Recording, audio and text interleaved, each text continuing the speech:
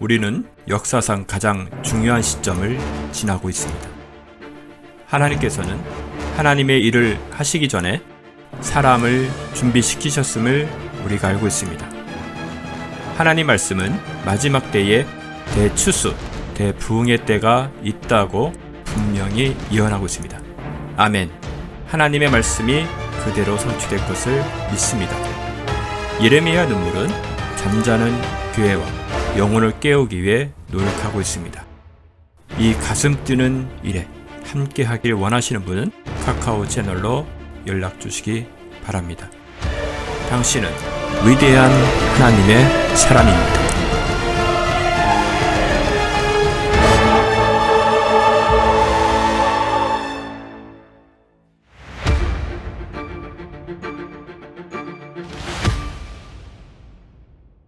로 20장 1절에서 3절입니다. 또 내가 보니 한 천사가 하늘에서 내려오는데 그 손에는 끝없이 깊은 구렁의 열쇠와 큰 쇠사슬을 가졌더라. 그가 큰 용을 잡으니 곧 마귀요 사단의 옛 뱀이라. 그를 1000년 동안 묶어두니 그를 끝없이 깊은 구렁에 던져서 가두고 그 위에 봉인하여 1000년이 찰 때까지 민족들을 다시는 미혹하지 못하게 하더라. 그 후에 그가 반드시 잠시 동안 풀려나게 되리라. 아멘. 자, 이제 굉장히 중요한 이야기입니다. 20장 여기 천년 왕국 이야기가 들어가 있죠. 이제 20장에 그 성경에서 수도 없이 예언하고 또 예언에서 강조해왔던 크게 두 가지. 하나는 사단의 최후, 그 다음에 이스라엘에게 약속했던 천년 왕국. 근데 이제 천년 왕국이라는 단어 자체는 없어요. 성경에 천년 왕국이라는 말은 없어요. 그런데 천년 왕국이라는 말이 오늘 여기 20장에 2번 딱 등장합니다. 아시겠어요? 그러나 천년 왕국에 대한 이야기는 앞에 굉장히 많이 있는데 그 기간이 천년이라 이렇게 나와 있는 거는 여기 유일하게 나와 있습니다. 근데 이게 천년이라는 것을 가만히 생각해 보면 우리 여기 창세기 앞쪽에 가보면 가장 오래 살았던 사람이 무드셀레가 969세 살았지 않습니까? 그럼 거의 천년이죠. 그렇죠? 그러면 이렇게 생각해 볼 수 있는 것입니다. 이 요한계시록 20장 이야기와 창세기에 있었던 노아 홍수 이전에 거의 1000년의 사람들이 생애를 살았던 그 생애가 그대로 다시 재현되는 거거든요. 이해가 가시죠? 그래서 이 1000년이라는 것은 마치 그때를 연상케 하는 그런 이야기가 되겠습니다. 그래서 사실 이방 교회 안에서는 이 천년 왕국이 소실돼 버려, 상실돼 버렸어요.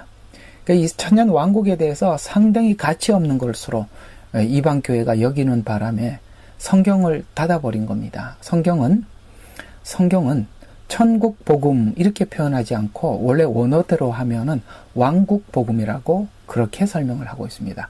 왜냐하면 이스라엘 백성들이 이해하고 있는 예수님 재림은 왕국이거든요. 예수님의 왕국이 세워지는 거거든요. 그래서 사실은 왕국 복음 이렇게 돼야 번역을 해야 정확한데 천국 복음 이렇게 썼습니다. 그래서 원래는 킹제임스에서는 왕국 복음이라고 되어 있습니다. 그러나 지금 우리가 읽고 있는 성경들은 다 천국 복음이라 이렇게 이야기가 되어 있거든요. 그래서 원래는 왕국 복음이라는 말이 원래 원어상 맞다고 그렇게 나와 있습니다. 자, 그래서 오늘은 이제 그 성경의 중요한 이야기, 천년 왕국 이야기, 부활에 관한 이야기, 그 다음에 사단의 뭡니까? 종말에 관한 이야기, 이런 부분들을 여러분들과 최고 마지막 우리가 기대하는 사단은 어떻게 될 것이고 예수 믿는 사람들은 어떻게 될 것이고 이제 20장이 이걸 정리를 다 하는 겁니다. 자, 여기는 정신 바짝 차리셔야 되겠죠. 성경의 끝을 정확하게 알지 못하면 중간에 빠질 수 있기 때문에 처음 끝과 제가 그랬죠. 창세기 앞장과 요한계시록 뒷끝을 두 개를 딱 말뚝을 박아 놓고 저기 뭐 줄을 탁 튕겨 놓고 이런 저기 뭐죠? 건축할 때 이렇게 방향이 벽돌을 쌓을 때 여러분 아시죠? 그 줄을 하나 처음과 끝을 딱 잡아놓고 거기다 벽돌을 중간중간에 쌓지 않습니까? 이 줄이 없이는 이걸 보고 다림줄이라고 하는 겁니다. 이 다림줄이 없으면 반드시 휘어지거나 딴 방향으로 갈 수밖에 없죠. 아무리 애를 써도 이 다림줄 없이는 불가능한 거거든요. 자, 그런 차원에서 20장은 마지막 말뚝, 마지막 끝 지점을 설명하는 부분이라서 굉장히 좀 중요한 부분이기도 합니다. 그래서 정신 차리고 함께 들어보면 좋겠습니다. 오늘 금방 읽었던 1절과 3절은 이제 1000년 동안 이 용이 결박됩니다. 1000년 동안 결박됩니다. 그래서 분명히 1000년이라고 나와 있어요. 아시겠죠? 이게 상징적인 숫자가 아닙니다. 진짜 1000입니다. 그 다음에 4절과 6절에 또 한 번 나오죠. 1000년이 차서 용이 나와서 다시 곡과 마곡의 전쟁을 일으키고 멸망하게 되는 이야기. 그 다음에 11절과 15절은 보좌 앞에서 심판받는 이야기. 그래서 이 20장이 15절밖에 되지 않지만 굉장히 중요한 자료를 우리에게 던져주고 있는 내용입니다. 자, 그러면 이 20장의 배경이 어떻게 되는지 그 앞에 16장부터 한번 살펴보도록 하죠. 연결이 되어 있어요. 이거 그림을 그릴 수 있어야 돼요. 여러분 아무리 어려워도 반드시 하셔야 됩니다. 꼭 그려야 된다. 몇 장에는 무슨 이야기가 있고 그 다음 장에는 왜 그 이야기 때문에 그 어떤 사건이 있었고 그 사건 때문에 뭘 해석을 하고 있고 최소한 그거는 알고 있어야 돼요. 굵은 흐름은 딱 붙잡고 계셔야 돼요. 자, 그래서 16장은 전부 다 7대접 쏟아지는 이야기 16장에 다 나와 있습니다. 그러니까 16장은 그냥 대접 쏟는 이야기밖에 없어요. 그렇죠? 그 다음에 17장과 18장에는 대접이 쏟아지는 것 때문에 무슨 일이 있었냐면 바벨론이 멸망했다는 이야기를 하는 겁니다. 그렇죠? 대접이 쏟아졌으니까 바벨론이 멸망한 거예요. 당연한 거예요. 그러니까 이쪽은 시간을 딱 잡아주는 거예요. 16장은.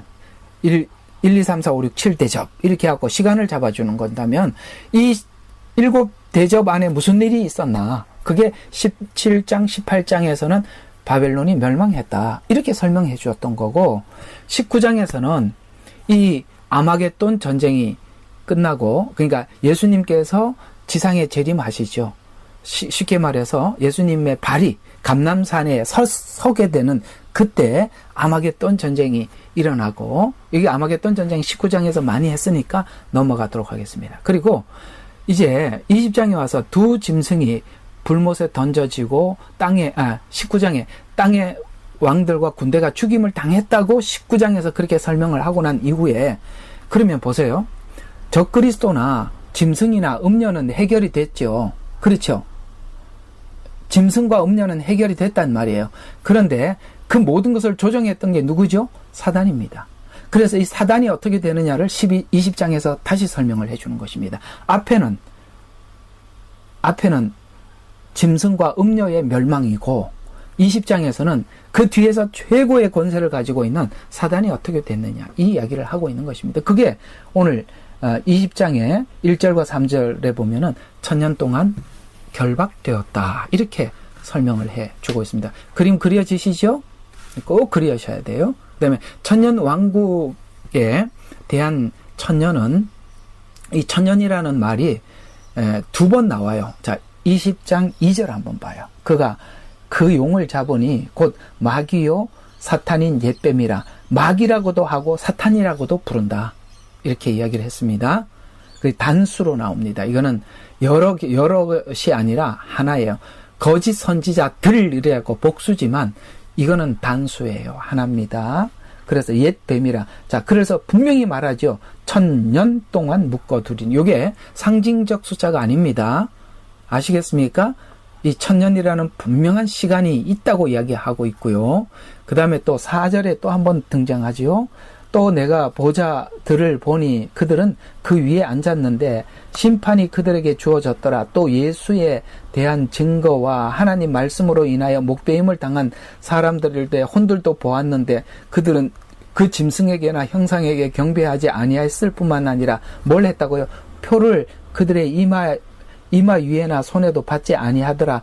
그러므로 그들이 살아서 그리스도와 함께 1000년 동안 통치하더라. 통치하더라. 목배임을 받은 자.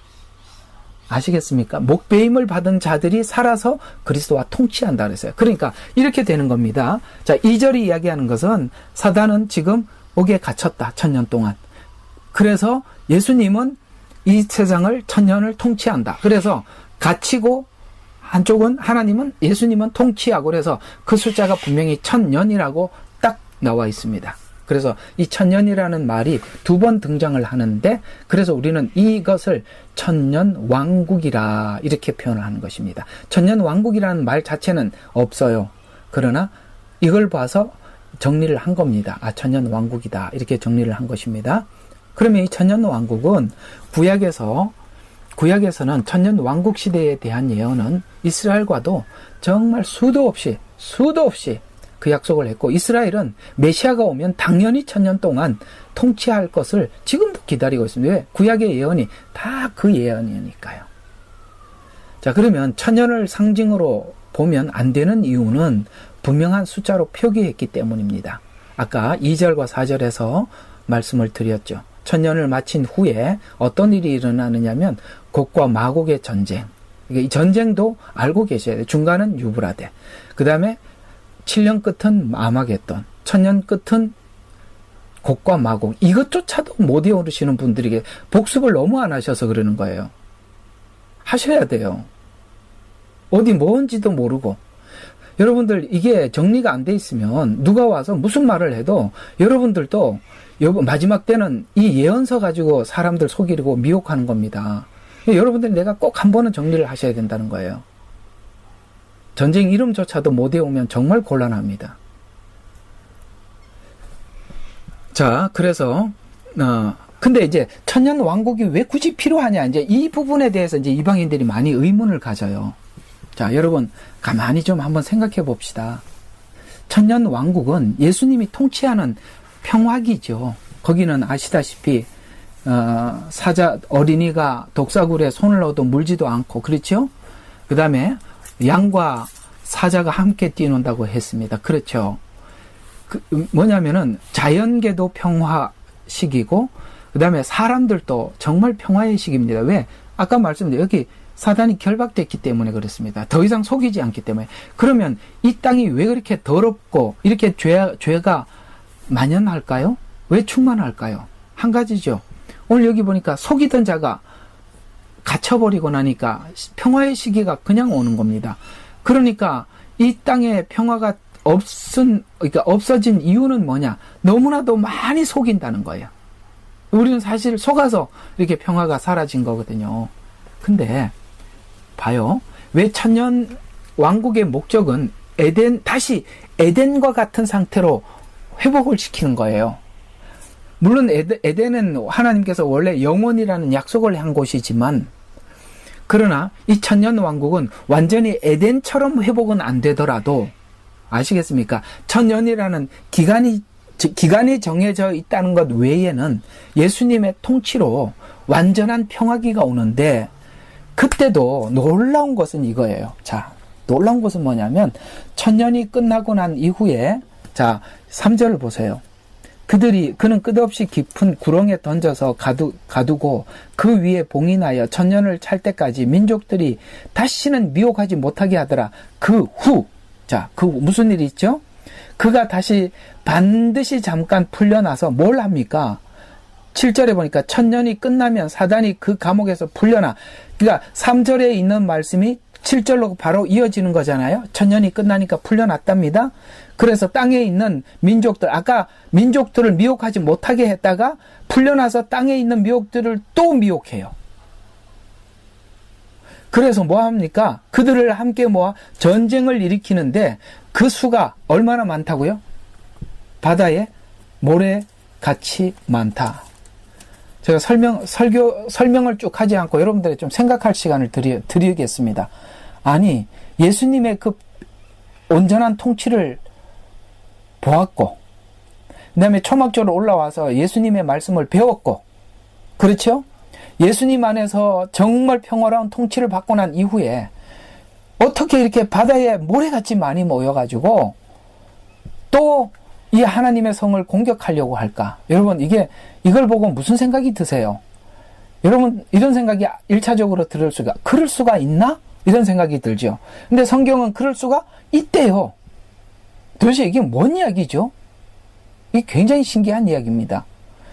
이야기는 아주 간단합니다. 무슨 이야기냐면, 여러분, 죄는 어디서 찾아왔죠? 어디에서도 찾아왔습니까? 에덴에서도 찾아왔어요. 아무리 예수님께서 통치하고 완벽한 경험을 하더라도 인간의 마음속에 있는 죄성은 십자가 아니고는 해결이 안 되는 거예요. 그렇게 배우더라도 해결이 안 되는 거예요. 여러분, 그래서 우리 여기 있는 모두가 이렇게 결론을 내리도록 해요. 하나님, 내게 좀 더 좋은 환경을 주면 저는 하나님을 잘 믿을 것 같습니다. 그거는 불가능한 이야기라는 거예요. 그거는 다 우리 희망사항이에요. 좋은 환경이라야 예수를 잘 믿는다? 여러분, 천년 왕국에 들어가서 그 7년 동안 뒤집어지고 난리가 났고, 그렇죠? 그때 표를 받지 않고 육체로 들어가서 거기 자녀들을 낳고 그랬어요. 근데 이런 수는 있어요. 7년이라는 시간을 겪었던 그 하나님의 은혜를 경험했던 그 사람들이야 그 기간을 살면서도 하나님 앞에 나중에 이 전쟁에 참여하지 않겠지만 후손들은 여전히 죄의 씨앗으로 또 생산이 되는 것입니다. 그래서 이 천년 왕국에 끝나고 난 뒤에 곡과 마곡의 전쟁을 통해서 우리가 이해할 수 있는 것은 뭐냐면 인간의 죄성은 예수 그리스도의 십자가의 은혜를 만나지 않고는 결코 해결될 수 없다라는 것을 확인할 수 있는 것입니다. 여러분, 아멘이십니까? 너무 중요한 이야기 아닙니까? 나는 이 끝나고 난 뒤에 이 사람들이 도대체 이 은혜를 받고 어떻게 이럴 수가 있나라는 생각을 정말 깊게 해봤었습니다. 아, 그렇지. 죄는 에덴에서도 지었지. 십자가 없이는 우리 죄 문제가 결코 해결되지 않는구나. 은혜 없이는 절대 바뀌지 않는구나. 그걸 저는 알았습니다. 이 천년이라는 이 시간도 그런 거구나라는 것을 확인하게 되었던 것입니다. 그래서 인간이 좋은 조건일 때 믿음을 가질 수 있다는 상상을 깨버리죠. 이 천년 왕국의 곡과 마곡의 전쟁에 바다 모래처럼 참여한 것을 보면서 우리는 알 수 있습니다. 천년이라는 가장 완벽한 환경을 허락하셨지만 다시 반역을 일으킴으로써 육체를 입은 인간의 죄성에 대해서 다시 한번 묻는 것입니다. 그렇다면 이 내용이 주는 의미가 무엇인가? 천국에는 예수님의 은혜를 알지 못하는 사람은 누구도 들어갈 수 없다는 겁니다. 누구도 구원받을 수도 없고 들어갈 자격이 없는 것입니다. 자, 그래서 저는 오늘 7년 전 휴거를 주장하는 분도 계시고 제가 볼 때는 중간 휴거가 있어요. 그리고 후 3년 반의 이 대접재앙에 저들이 끝까지 견뎌서 표를 받지 않고, 오늘 아까 말했잖아요. 표를 받지 않고 그런 사람들이 여기 들어갔지 않습니까? 그렇죠? 자, 4절에 그렇게 말했잖아요. 표를 그들의 이마 위에나 손에도 받지 아니하려. 그러므로 그들은 살아서 그리스도와 함께 천년을 통치한다. 이렇게 말씀을 하셨지 않습니까? 그렇죠? 그래서 저는 그렇게 보여져요. 결국은 이렇게 가더라고요. 환난 전 휴거나 환난 중간 휴거나 환난 후에 육체로 천년 왕국에 들어간 자라 할지라도, 자, 이렇게 결론을 내요. 저는 이렇게밖에 결론이 안 나더라고요. 예외 없이 누구나 십자가의 공로와 은혜를 믿는 믿음이 확증된 자들만 구원받는다라는 것을 유추할 수가 있어요. 천년이라는 기간을 통해서 또 한 번 기회를 하나님이 주시는데 그들의 마음 또한 십자가 없이는 해결이 안 되는 거였습니다. 그래서 천국은 철저하게 누가 들어간다? 정말 그 십자가의 은혜를 아는 자들만이 들어가는 곳입니다. 그것이 전이든 중간이든 후든 거기에 너무 매몰하지 마시고 하나님께서 원하시는 그 부분입니다. 그래서 이걸 좀 정리하기 위해서 이게 도대체 이 이야기가 어디서 내가 좀 정리를 해야 되나 고민을 하다가 여기서 찾았습니다. 누가복음으로 가보겠습니다. 누가복음 3장입니다. 누가복음 3장 6절에서 17절 좀 길지만 이 이야기를 정리하는 차원에서 이 말씀의 뜻을 우리 한번 새겨보도록 하겠습니다. 누가복음 3장 6절에서 17절까지입니다. 자, 제가 한번 읽어드리겠습니다. 모든 육체가 하나님의 구원을 보리라고 하는도다 하였더라. 그때 그가 자기에게 침례를 받으러 오는 무리에게 말하기를, 오 독사의 세대야, 누가 너희에게 다가오는 진노에서 피하라고 경고하더냐. 그러므로 너희는 회개에 합당한 열매를 맺어라. 침례를 받으러. 지금 심판이 가까웠다라고 얘기하니까 심판을 면하기 위해서 지금 침례를 받으러 왔어요. 바리새인들이. 그랬더니 침례요한이 뭐라고 외치냐면, 너희가 이 독사의 세대야, 누가 너희에게 다가오고 이 진노를 피하라고 경고하더냐? 침례를 받는다고 구원 받더냐? 이해가 가시죠? 네가 종교적으로 틀림없이 산다고 구원을 받더냐? 그게 아니라 회개에 합당한 열매를 맺어라. 그리고 아브라함이 우리 조상이라고 너희 속으로 말하지 마라. 네가 아브라함의 조상이라고 그렇게 생각하지 마라. 너희 속으로 말하지 말라. 내가 너희에게 말하노니 하나님께서 이 돌들로도 아브라함의 자손이 되게 하실 수 있느니라. 자, 9절부터 눈여겨봐요. 예수님이 오심은 이런 거랍니다. 지금 예수님이 오신 것을 침례요한이 외치고 있잖아요. 그래서 예수님 오신 것은 마치 이거와 같다. 도끼가 이미 나무 뿌리에 놓여져 있으니, 아시겠어요? 도끼가 나무 뿌리에 놓여져 있어요. 왜요? 나무 뿌리를 자르려고. 그러므로 좋은 열매 맺지 못하는 나무마다 찍혀 불 속에 던져지리라고 하더라. 아멘. 뭡니까? 구약의 율법을 통해서 하나님 말씀 지키겠다고 애를 썼는데 이들이 열매를 맺지 못했잖아요. 그렇죠. 이 열매 맺지 못한 이야기는 예수님께서 여기서 어디서 어떻게 설명을 했냐면, 길을 지나가시다가 시장하셔서 무화과 나무에 가서 열매를 구했더니 무화과 나무 열매에 뭐가 없어요. 무화과 나무에 열매가 없고 잎만 무성한 거예요. 그래서 그 무화과 나무를 저주했죠. 이게 바로 이스라엘의 예언을 거기다 담고 있는 것입니다. 무화과 나무는 이스라엘의 국화예요. 하나님께서 이스라엘을 선택했습니다. 이스라엘에게 열매를 맺기를 바랬었습니다. 그러나 이스라엘은 열매를 맺지 못했었어요. 그런데 잎사귀만 무성했습니다. 하나님이 원하는 것은 잎사귀가 아니라, 형식이 아니라, 외형이 아니라, 종교성이 아니라 뭐였죠? 열매였습니다. 근데 열매가 없으니까 저주를 했어요. 그런데 이 저주받았던 이 무화과 열매가 언제 열매를 맺습니까? 종말의 마지막 7년에 다시 열매를 맺는 것입니다. 그래서 그 얘기가 그렇게 연결이 되는 거예요. 그래서 좋은 열매 맺지 못하는 나무마다 찍혀 불 속에 던져지리라. 무리가 그에게 물어 말하기를, 그러면 우리가 어떻게 해야 하리까? 라고 물었어요.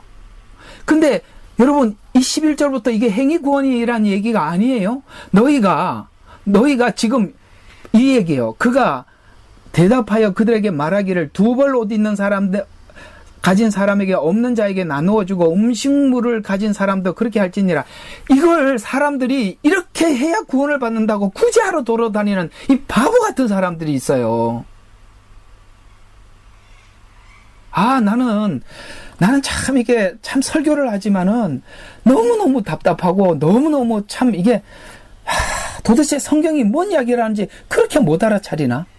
그게 그 당시에 사람들이 네가 변화되었다면, 성경이 신명기에서 말씀하신 그것이 네가 삶에서 실천으로 나올 수밖에, 회개에 합당한 열매라는 것이 네가 바뀐 거예요. 두 벌 옷을 가진 사람들은 뭐예요? 없는 사람들에게 나누어 주고 음식물을 가진 사람들 그렇게 하라. 세리들도 그게 와서 침례를 받으러 와서 말하기를, 선생님, 우리는 어떻게 해야 됩니까? 세리들이 물었어요. 그 세리들은 지금까지 뭘 했죠? 세금을 로마에다 갖다 바쳐야 된다고 없는 세금 더 붙여가지고 일부는 로마에 갖다 바치지만 일부는 자기들이 다 착복을 했단 말이에요. 그래서 그 당시에 이 세리들은요, 이렇게 죄를 짓는 것에 대해서 무디었어요. 내가 세리인데 그 정도 착복하는 것쯤이야 무슨 문제가 있겠나, 이런 생각을 했단 말이에요. 여러분, 회개에 합당한 열매를 맺었더라면 세리들은 정한 새 외에는 더 이상 받지 않았겠지요. 만약에 정한 새만 받는다면 그는 회개의 열매를 맺은 겁니다. 지금 행위를 이야기하는 것이 아니라 너희가 지금 행위가 아직 열매를 맺은 게 아니지 않느냐. 세리라면 이렇게 했을 것인데 너희들이 지금까지 여기 있는 세리들 중에 누구 하나도 로마에서 정한 새만 받은 사람이 없었단 말이에요. 그래서 뭐라고 하지요? 너희가 정한 것 외에는 거두지 말라. 또 군인들, 그 병사들에게 그와 같이 그에게 물어 말하기를 그러면 우리는 어떻게 해야 하리까? 각자 직업에 따라서 질문을 했어요. 그러면 어떻게 해야 하리까? 라고 하니 그가 그들에게 말하기를 아무도 억압하지 말고 거짓되이 고소하지 말고 너희 급료로 만족해라. 왜? 그들이 이 군인들은 그 당시에 경찰들이 했던 일과 같은 일을 해왔기 때문에 쉽게 말해서 사람들에게 많이 착복을 했단 말이에요. 우리가 자주 쓰는 언어로 표현하자면 삥을 많이 뜯었다 이 말이에요. 그 말도 제가 알고 있습니다. 목사는 그런 말도 알고 있어야 돼요? 삥을 많이 뜯었어요. 그 얘기예요. 그러니까 여러분 경찰들이 무리하게 어떤 죄를 뒤집어 씌워서 일정 부분을 돈을 받고 봐주고 그런 걸 했단 말이에요. 회개에 합당한 열매가 실제 삶에서 나와야 되는데 너희들이 종교적으로는 하나님을 섬기네 하면서도 삶에서는 세리들도 병사들도 일반 사람들도 여기에 가난한 사람들을 돌봐주지도 않고 여전히 그렇게 살면서 너희가 지금 하나님 앞에 돌아왔다고 생각하느냐? 돌들로도 아브라함은 하나님께서 돌들로도 아브라함의 후손을 할 수가 있는데 너희들이 변화되지 않는 거, 그것이 과연 너희들이 복음을 받았고 회개에 합당한 열매를 맺었는 거 맞느냐라고 질문을 하는 것입니다. 그런 질문을 한번 여러분 개개인에게 한번 해보세요. 여러분 하나님께서 요구하는 것들이 우리 각자에게 있지요. 있어요, 없어요? 너 이거를 좀 고쳐야 된다. 너 이건 문제지 않냐? 라고 이렇게 하는 것들이 여러분께 바뀌어진 게 그걸 지금 주님은 각 사람에게 질문하는 거예요. 행위가 이야기 아니라 회개에 합당한 열매가 맺어진 게 있는지 돌아보라 이런 뜻의 이야기하는 거지. 지금 당장 가서 옷 나눠줘라. 그 다음에 세금 더 거둔 거 가서 나눠줘라. 이런 얘기가 아니라는 거예요. 아시겠습니까? 예, 물론 그걸 또 오해해서 듣지 말고 안 바뀌었잖냐, 열매가 없잖냐 이 질문을 하고 있는 거예요. 그러면서 자 15절 보세요. 백성이 기대하고 있었고 모든 사람이 그들 마음속에 요한에 관하여 그가 그리스도인가 아닌가 생각하니 요한이 모든 사람에게 대답하여 말하기를 나는 정녕 너희에게 물로 침례를 주었지만 나보다 능력이 많으신 분이 오시나니 나는 그분의 신발끈을 푸는 것도 감당할 수 없느니라. 그분은 자 보세요. 도끼가 그 위에 놓여져 있다 그랬죠. 도끼를 찍어가지고 나무를 어떻게 합니까? 불에 던지잖아요. 그래서 그 다음에 한번 봐요. 자, 도끼를 가지고 나무 뿌리를 잘라서 도끼를 불에 던져요.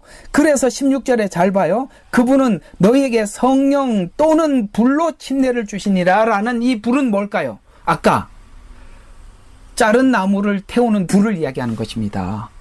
이게 불 받아라, 불 받아라, 성령 받아라, 불 받아라 이 말이 아니잖아요. 앞에 지금 나무를 잘라가지고 불에다 던진단 말이에요. 이건 성령을 받는다는 것은 예수님을 영접한 자들에게 찾아오는 하나님의 성령이 우리 속에 들어요. 사도행전에 나와 있죠. 성령을 받는 사건. 여기 불은 어떤 불일까요? 나무를 잘라서 불에 던지는 불을 이야기하는 것입니다. 그러니까 주님 오셔서는 뭘 한다는 거예요? 나눈다는 거예요. 구원받을 자와 구원받지 못하는 자를 나누러 오셨다. 그 얘기를 불과 성령으로 침례를 주시리라. 그분은 자 이걸 구원받을 자와 심판받을 자들을 얼마나 정확하게 나누냐면 17절에 그분은 손에 키를 들고 자기 타작마당을 철저히 정결하게 하실 것이며 알곡은 모아서 창고에 들이시고 침례를 받고 아까 성령을 받은 사람들 창고에 들이시고 죽정기는 꺼지지 않는 불이라는 말이 앞에 이 불이 이야기하는 거예요. 불이 또 나오잖아요. 꺼지지 않는 불이 앞에 있는 불이에요. 그러니까 우리가 자꾸 여기 있는 이 말씀을 가지고 성령은 불입니다. 불 받아라 불 받아라 그러는데 여러분 이런 거 가지고 정리하셔야 돼요. 또 성령은 이렇게 부정적으로 심판이라는 뜻에서 등장하기도 하지만 또 어떤 곳에서는 우리의 심령을 태우는 불, 하나님의 말씀이 불같지 아니하냐라는 그런 말도 나와요. 그러나 양면성은 있어요. 양면성은 있는데 최소한 여기 누가복음 3장에 있는 불은 그 불은 아니라 이 말이에요. 됐죠? 조금 이렇게 의사를 표현해 주면 넘어가겠습니다. 자, 그렇게 말씀하고 있습니다. 주님은 자, 오늘 여기 드리고 싶은 말씀은 그거에 17절에 보니까 그분은 손에 키를 들고 자기 타작마당을 철저하게 정결케 하실 것이다. 여기에 슬쩍 숨어서 대충 해서 천국 가는 사람은 한 명도 없다. 아시겠습니까? 7년 전에 휴거를 받더라도 정결한 신부만 하나님께서 골라낼 것이고, 그 믿음을 하나님 앞에 은혜의 믿음을 알지 못하는 사람들은 이 3년 반 나팔 재앙을 통해서 하나님께서 달아볼 것이고, 후 3년 반에는 대접 재앙을 통해서 천년 왕국이 끝날 때까지 또 한 번의 기회를 주시는, 저는 하나님이 끊임없이 우리에게 묻고 기회를 주시고 저는 그렇게 보여요. 여기에 누구도 논외, 예외는 아무도 없어요.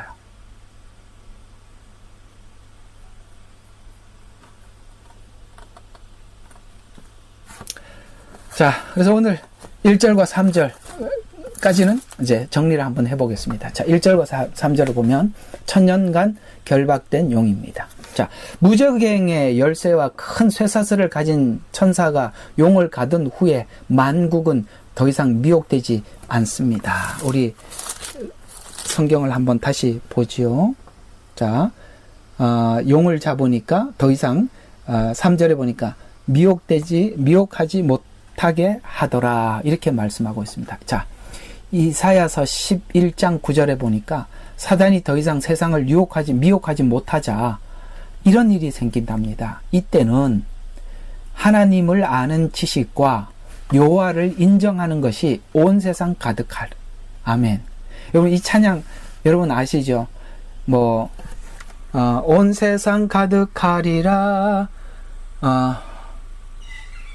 물의 바다가 덮음같이, 그 찬양이에요.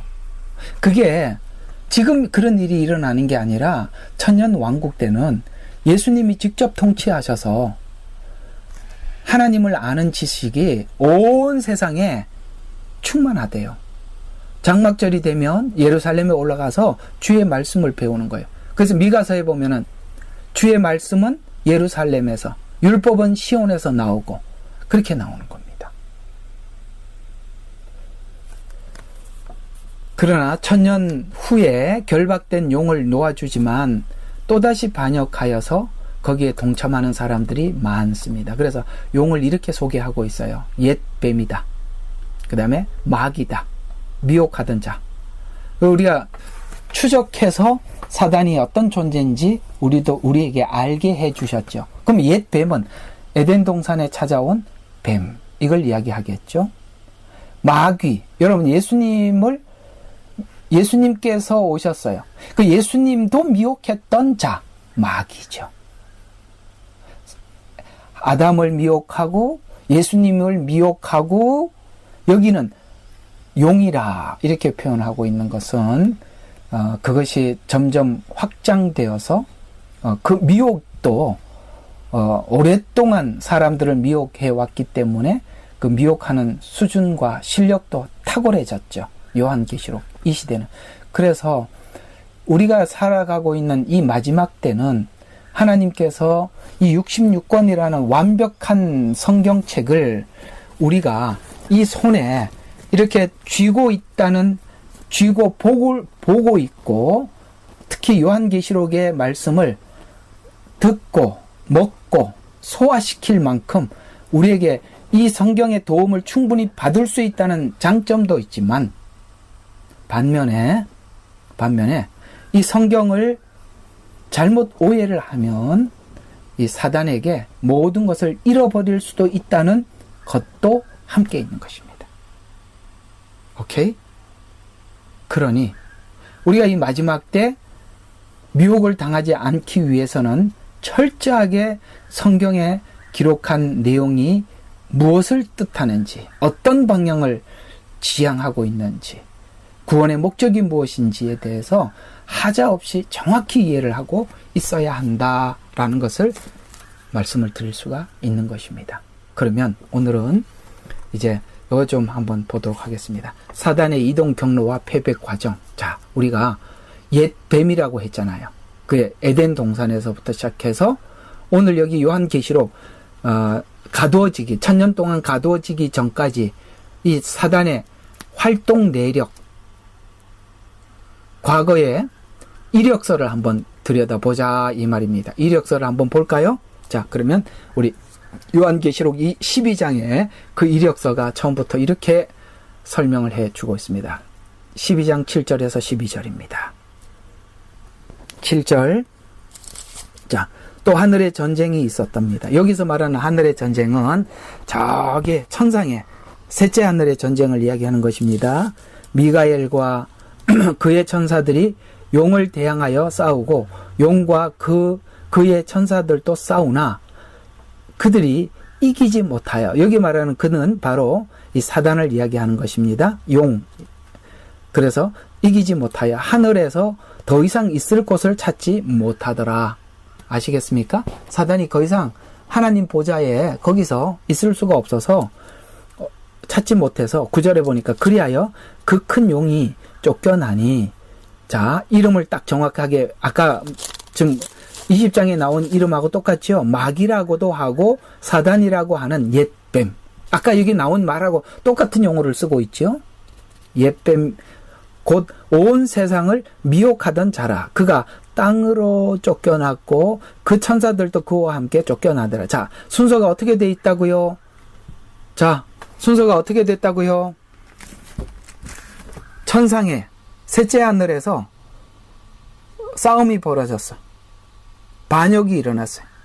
그래서 그가 더 이상 거기 있을 곳을 찾지 못해서 어떻게 했습니까? 하늘에서 쫓겨내려왔습니다. 그래서 공중에 권세를 잡고 있었어요. 그러다가 후 3년 반 들어가면서 지상으로 내려옵니다. 그래서 이 땅이 완전히 엉망이 돼버리는 거예요. 그렇게 됐다고 그 사단의 이동 경로를 지금 설명해주고 있는 거예요. 그러면서 10절에 보니까 또 내가 들으니 한 큰 음성이 하늘에게서 말하기를 이제 구원과 능력과 우리 하나님의 나라와 그의 그리스도의 권세가 임하는도다. 이는 우리 형제들을 우리 하나님 앞에서 밤낮 고소하던 그 고소자가 쫓겨나게. 고소자. 왜? 무슨 말일까요? 사단이 직접 벌할 수가 없었어요. 하나님은 이렇게 말씀으로 이렇게 말씀하셨지 않습니까? 그런데 저 사람은 저러 해서 하나님의 말씀에 이러이러한 죄를 지었습니다. 그러니 하나님의 말씀대로 저 사람을 하나님께서 심판하셔야 됩니다라고 하나님께 계속 고소하던 자라 이 말이에요. 자, 그러면 고소하던 자라라고 말을 했으니까 아담과 하와를 하나님께 어떻게 고소했을 것 같아요? 상상 좀 해봐요. 아담과 하와를 어떻게 고소했겠어요? 하나님 말씀하셨지 않습니까? 이걸 먹는 날에는 죽으리라 라고 말씀하셨는데 제가 먹었습니다. 그러니 하나님 죽어야 되지 않겠습니까? 죽이십시오. 이렇게 고소하지 않았겠어요? 근데 하나님은 사단의 고소에 어떻게 하지요? 그대로 응하지요. 왜 응했지요? 하나님은 말씀대로 실행하시는 분이기 때문에 그렇습니다.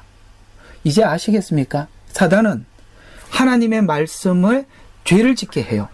죄를 짓게 해서 하나님의 공의대로 심판을 하라고 하나님께 고소를 하는 거예요. 그럼 하나님은 하나님 하신 말씀이 있어서 그대로 심판을 받는 거예요. 이해가 가십니까? 그런데 우리가 죄를 지을 때 항상 어떤 식으로 죄를 지어요? 속여.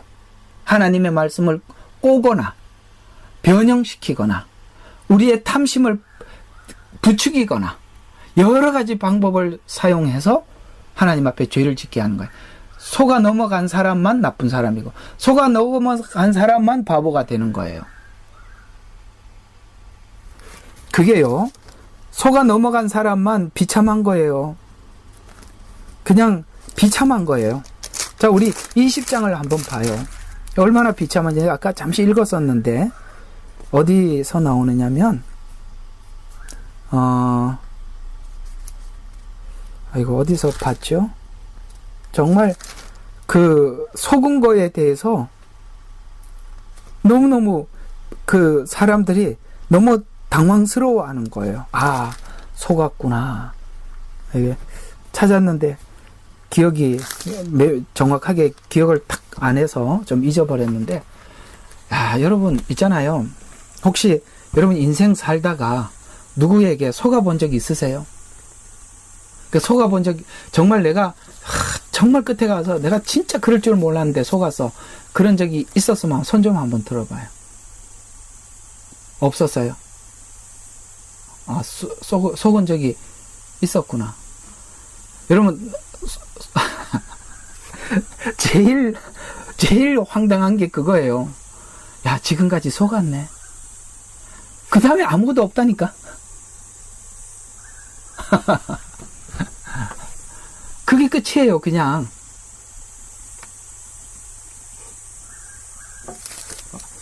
나는 이게 참 성경을 보면서 이게 우리에게는 영생이 달린 문제고 생명이 왔다 갔다 하는 문제잖아요. 그래서 이렇게 그걸 분별하지 못하고 하나님 앞에 심판받는 사람들이 얼마나 억울할까. 그걸 연구하다가 끝에 가서 속았다라고 황당하게 쳐다보는 걸로 끝이 나더라고. 야, 그것처럼 황당한 게 없는 거예요. 지옥에 딱 왔어요. 예수 믿는다고 열심히 믿었는데 지옥에 왔어요. 그래서 제가 왜 여기 왔죠? 이렇게 하나님 앞에 물으면 하나님이 속았다. 여러분, 그러면 하나님이 속인 놈이 나쁘죠. 저는 선량하고 저는 그렇지 않습니다. 라고 자기 변명 아무리 해봐야 아무도 구제받을 자가 없어요. 사실 야고보서에 보면 하나님은 아무도 시험치 않는데요. 그 읽어보신 적 있으세요? 하나님은 아무도 시험치 아니하느니라. 우리 한번 찾아봐요. 그거 한번 정리하면, 속는 거는요, 누가 속아서 속는 게 아니라 하나님은 우리를 시험하지 않았어요. 그거 꼭 찾아봐야 돼요. 오늘 한번 누가 찾았으면 빨리 좀 어디 있다고 얘기 좀 해주세요. 자, 1장 13절이네요. 맞죠? 예, 야고보서 1장 13절. 자, 보세요. 누구든지 시험 받을 때에 나는 하나님께서 시험을 받는다라고 말하지 말라요. 하나님은 우리를 시험하지 않으니까. 그러면 시험은 왜 받느냐면 하나님께서는 악으로 시험을 당하시지도 아니하고 또 그분 자신이 아무도 시험지 않는데요. 그러나 누구든지 자신의 욕심에 끌려 유혹을 받을 때 시험을 당하는 것이라. 됐죠? 시험 왜 받죠? 자기 욕심 때문에 자기가 시험을 받고 미혹을 당하는 거예요. 그래서 에덴 동산에서 있었던 사건이 내면적으로 아담의 마음속에, 하와의 마음속에 이런 것이었다고 15절에 딱 밝혀주잖아요. 욕심이 잉태하면, 그렇죠. 이거 먹어라. 먹는 날에는 먹으면 하나님과 같이 될 것이다 라는 말을 듣자 그 속에 뭐가 딱 생겼어요? 욕심이 잉태했답니다. 그 잉태라는 말은 쉽게 말해서 임신을 했다는 거예요. 여러분, 임신을 하면 언젠가는 그 안에 생명이 들어갔으니까 출생하겠죠. 그래서 욕심이 잉태해서 죄를 낳았어요. 그렇죠. 잉태했으니까 낳겠죠. 그 다음에 죄는 또 뭐 하죠? 장성하면 사망을 낳느니라. 에덴에 있었던 선악과 사건이 이런 과정이라고 설명해주고 있는 거예요. 하나님은 우리를 시험하지 않았어요. 하나님은 우리를 미혹하지도 않았습니다. 왜요? 미혹을 당했죠? 우리가 욕심 때문에 우리가 미혹을 당하고 죄를 지었던 것이라고 성경은 그렇게 말씀하고 있어요. 주님도 마지막 때 제가 몰라서 시험을 당했습니다 라고 말을 한다면 오늘 이 야고보서 이 말씀을 그대로 하실 거예요. 나는 너를 시험한 적이 없어. 맞지요? 그렇게 말씀하셔요. 난 너를 시험한 적이 없어. 네가 네 욕심 때문에 네가 시험을 당했고, 네 욕심 때문에 죄를 지었고, 네 욕심 때문에 사망에 이르는 거야. 분명히 그렇게 말씀하실 거예요. 여러분, 누가 속는다고요? 유혹받는 자가 속는 겁니다. 자기 육신의 욕심을 가진 사람들이 속을 수밖에 없는 거예요. 그래서 성경은 그렇게 우리가 그렇게 속았다라고 지적하고 있기 때문에 그렇습니다. 여러분, 이 부분도 여러분 공감이 가시지요? 자, 그 다음에 요한계시록 17장 8절에서 11절. 요한계시록 17장 8절에서 11절. 이로하여 8절에서 17장, 17장 8절, 그 다음에 11절. 자, 내가 본 그 짐승은 전에 있다가 지금은 없고 앞으로 끝없이 깊은 구렁에서 나와서 멸망으로 들어갈 자라. 또 그 땅 위에 사는 자들 곧 세상의 기초에 놓인 이래로 생명책에 그 이름이 기록되지 않는 자들은 전에 있다가 지금은 없고 그러나 있는 그 짐승을 보고 놀랄 것이라. 이게 뭡니까? 짐승으로부터 이 사단은 지금까지 경배를 받아 왔습니다. 자, 11절 또 하나 더 보시죠. 11절, 전에는 있으나 지금은 없는 그 짐승이 8번째지만 7 중에 속한지라. 그가 멸망으로 들어가리라 라고 이렇게 말씀하고 있습니다. 이런 것처럼 하나님께서는 아까 여러분들이 말씀드리려고 했던 거 이게 8절에 있네요. 자, 전에는 있다가 지금은 없고 그러나 있는 그 짐승을 보고 놀랄 것이라. 놀란답니다. 이게 그 에덴에 있었던 그놈이고 예수님께 있었던 그놈이고 또 우리에게 찾아온 그놈이구나. 이렇게 놀랄 것이라 라고 말씀하고 있습니다. 그래서 지난날 이 왕들을 통해서 세상의 경배를 받아왔습니다. 그러나 그는 멸망으로 들어가게 될 것입니다.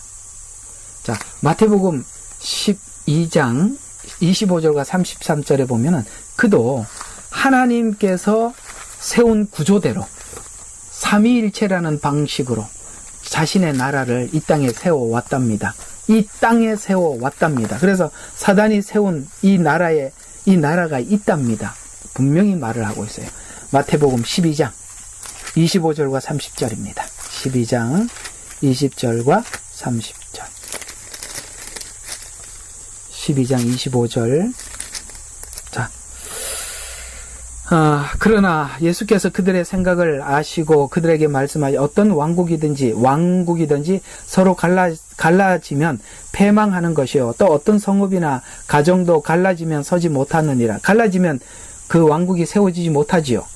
그러므로 사단이 사단을 쫓아내면 그 자체가 갈라지는 것이니 그러면 어떻게 그의 왕국이 서겠느냐. 그러므로 내가 바알세부를 힘입어 마귀를 쫓아냈다면 너희 자식들은 누구를 힘입어 그들을 쫓아내느냐. 그러므로 그들이 너희의 재판관이 되리라. 여러분, 마귀가 마귀를 쫓아내면 그 나라가 서지 못하잖아요. 그들은 서로가 이런 게 있어요. 마귀가 이런 게 있습니다. 그 귀신 들린 사람이 무당이 귀신 들린 사람이 왔을 때 귀신 들린 사람을 쫓아냈어요. 그러면 예수 이름으로 쫓아낸 것과 그 무당이 귀신 들린 자가 귀신을 쫓아낸 것은 무슨 차이냐면은 필요에 따라서 마귀는 그 사람에게 더 강하게 역사하기 위해서 나가기도 하고 들어오기도 하고. 아시겠어요? 그래서 잠시 나가준 거고 또 다시 들어올 거예요. 또 그럼 예수님 이름으로 사단이 나가면 어떻게 되는 것이겠습니까? 예수님 이름으로 나가면 다시는 못 들어오는 게 아니라 예수님의 이름으로 나가면 우리는 빈집이 되는 거예요. 진짜 나간 거거든요. 그럼 그 다음에 어떻게 해야 되죠? 빨리 하나님의 말씀으로 채우셔야 되는 거예요. 빨리 성령님으로 하나님의 말씀으로 채우지 않으면 깨끗하니까 누군가가 살 집이 돼 있잖아요. 그래서 나가서 돌아다니다가 깨끗하게 소재되고 수리되었으니까 더 많은 귀신들을 데리고 들어오는 거예요. 이런 관계를 아셔야 되는 거예요. 귀신을 쫓아내는 축사사역을 하시는 분들 중에 특별히 이 분별은 굉장히 중요하게 있어야 되는 것입니다. 아, 사단이 부탁해서 나간 건지, 정말 예수님 이름으로 나간 건지, 예수님 이름으로 나가는 것을 아는 사람은 빨리 예수 그리스도 안에 있는 성령님을 모셔드려서 빨리 하나님의 말씀으로 채워야 된다는 것을 하나님의 이름으로 사역하는 사람 너무나도 잘 알아요. 쫓아내는 것도 중요하지만 빨리 채워주지 않으면 큰일 나는 거죠. 이해가 가시죠? 네. 그렇게 나름 사단도 자기들의 왕국을 세우더라. 28절. 그러나 내가 하나님의 영을 힘입어 마귀를 쫓아내면 그때는 하나님 나라가 너희에게 임한 것이라. 사람이 먼저 강한 자를 결박하지 않고 어떻게 강한 자의 집에 들어가 물건을 약탈할 수 있겠느냐. 묶은 후에야 그 집을 약탈할 수 있느니라. 그래서 사단에게 사로잡힌 자들은 그것을 물리치고 어떻게 합니까? 주인을 바꿔줘야 되는 거죠. 나와 함께 하지 않는 자는 나를 반대하는 자요, 또 나와 함께 모이지 않는 자는 흩트는 자니라. 이게 그 얘기는 좀 더 들어가면 좀 복잡할 것 같고, 어쨌든 이런 기본적인 이야기가 오늘 얘기 핵심이 뭐냐면, 사단도 사단의 나라를 나름 구축하고 있더라. 근데 그게 너무나도 하나님께서 하나님 나라를 이 땅에 구축한 것과 너무나도 흡사해서 성부, 성자, 성령처럼 사단, 그 다음에 그 앞에 적그리스도를 앞에 세우고, 적그리스도는 누구를? 거짓 선자들을 앞장 세워서 성부, 성자, 성령의 사역처럼 그렇게 하고, 종말에도 보면 하나님께서 이 마지막 때 전쟁을 일으키잖아요. 그렇죠? 전쟁을 일으키지 않습니까? 그래서 사단도 전쟁을 같이 덩달아 일으키는 거예요. 이게 다 모방이에요. 사단은 하나님이 전쟁을 하면 자기도 전쟁으로 대항하고, 그 구조 자체도 삼위일체 구조와 비슷하게 그렇게 왕국을 세워가더라. 또 사단이 하늘에서 번개처럼 떨어지더라. 그걸 보았대요. 누가복음 10장 17, 18절. 누가복음 10장 17, 18절. 자, 그 70명이 기쁨으로 돌아와서 말하기를, 주여, 주의 이름을 대면 마귀들까지도 우리에게 복종하더이다 라고 하니라. 주께서 그들에게 말씀하시기를, 사단이 하늘에서 번개처럼 떨어지는 것을 내가 보았노라. 보라, 내가 너희에게 뱀과 전갈을 밟으며 원수의 모든 권세를 제할 권세를 주노니 아무것도 너희를 결코 해하지 못할 것이라. 그러나 영들이 너희에게 복종하는 것으로 기뻐하지 말고 오히려 너희 이름이 하늘에 기록된 것으로 기뻐하라고 하더라. 아멘. 뭘 기뻐해라? 사단이 예수 이름으로 내가 기도했더니 사단이 나가더라. 이런 거, 그거 말고 바로 네 이름이 하나님 이름에 기록된 것으로 기뻐해라. 여러분, 그게 참 중요한 이야기라는 걸 아셔야 합니다. 사람들은 내가 예수 이름으로 기도했더니 악한 영들이 떠나가더라. 그러므로 나도 하나님의 영이 있다. 이렇게 공식을 세우지는 마라. 주의 이름으로 귀신을 쫓아내고 병든 자를 고쳐도 그는 아무도 구원과 관련이 없는 사람도 있더라. 그러면 왜 주의 이름으로 했는데, 그러면 주의 이름으로 그 사람이 그걸 했고 그 받은 사람은 주의 이름으로 받은 것으로 생각하고 있을 거 아니에요. 맞죠? 그가 주의 이름으로 했잖아요. 근데 받은 사람도 주의 이름으로 받았다고 생각하잖아요. 그러면은 이 사람은 하나님의 영에 사로잡히지도 않고 주의 이름으로 했으면은 이게 사단이 그걸 한 것이 아닌가? 그렇지는 않아요. 주의 이름으로 했는데 그가 주의 이름으로 받았다고 여겨지는, 그러니까 한 사람과 받은 사람은 또 서로가 달라요. 아이고, 나중에 이거 은사론 할 때 한 번 더 짚어 가도록 합시다. 자, 또 한번 봅시다. 요한복음 12장 28절에서 33절. 자, 이거 이제 그냥 설명을 하겠습니다만. 여러분, 요한복음 12장에 보면 예수님께서 예루살렘 성에 입성하는 사건을 말씀하고 있는데, 이것도 한번 봐야 될 필요가 있습니다. 이 예수님의 예루살렘 입성은 사단의 패배를 선언하는 것입니다.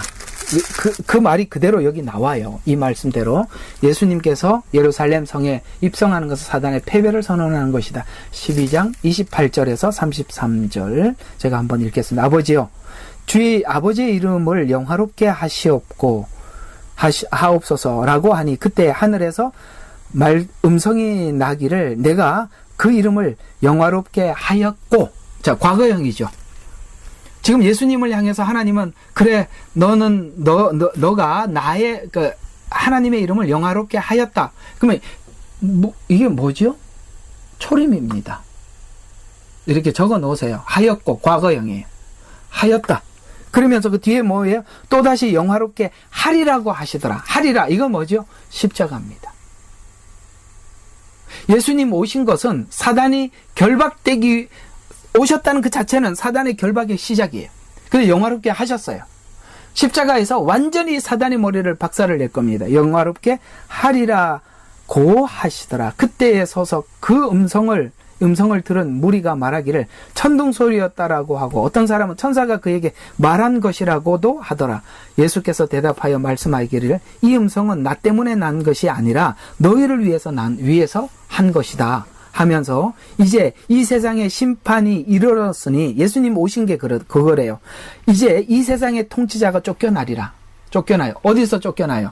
여기서부터 머리가 박살이 났고 천년 왕국에는 가두어지는 것입니다.